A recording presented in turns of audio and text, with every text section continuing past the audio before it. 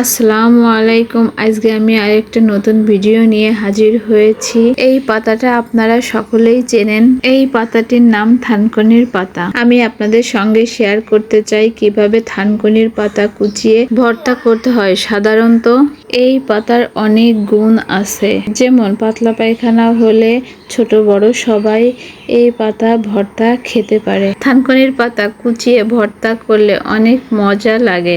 আমাদের বাসায় সবাই থানকুনির পাতা ভর্তা পছন্দ করে। এই পাতাটি অনেক রোগের উপকারিতা। এই পাতাটি ভর্তা বানিয়ে আপনারা সপ্তাহে 3 দিন খেতে পারেন, তাতে অনেক উপকারে আসবে। প্রথমে আপনি পাতাগুলো ভালোভাবে ধুয়ে ছোট ছোট করে কুচাবেন। এই পাতাটি যত ভালোভাবে কুচানো হবে ভর্তাটি তত মুলাম হবে। তারপর আপনি কয়েকটা পেঁয়াজ কুচাবেন।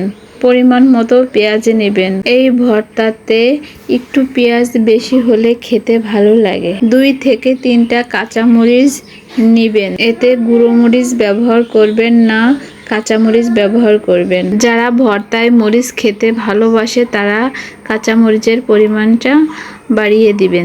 সামান্য পরিমাণ লবণ নিয়ে ভালোভাবে পাতাগুলি মাখিয়ে নিব। পাতাগুলি যতক্ষণ নরম না হবে ততক্ষণ আমরা মাখাতে থাকব।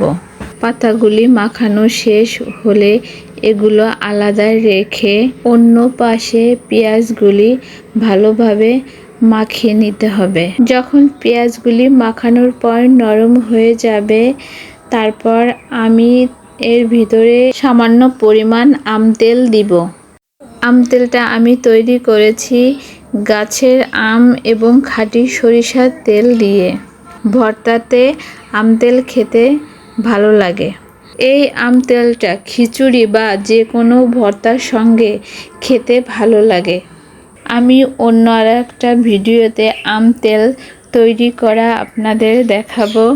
দেখতেই পারতেছেন আমার ভর্তাটা প্রায় কমপ্লিট। আমার মতো করে থানকুনির পাতা দিয়ে আপনারা সবাই একবার বাসায় ভর্তাটা তৈরি করে দেখুন।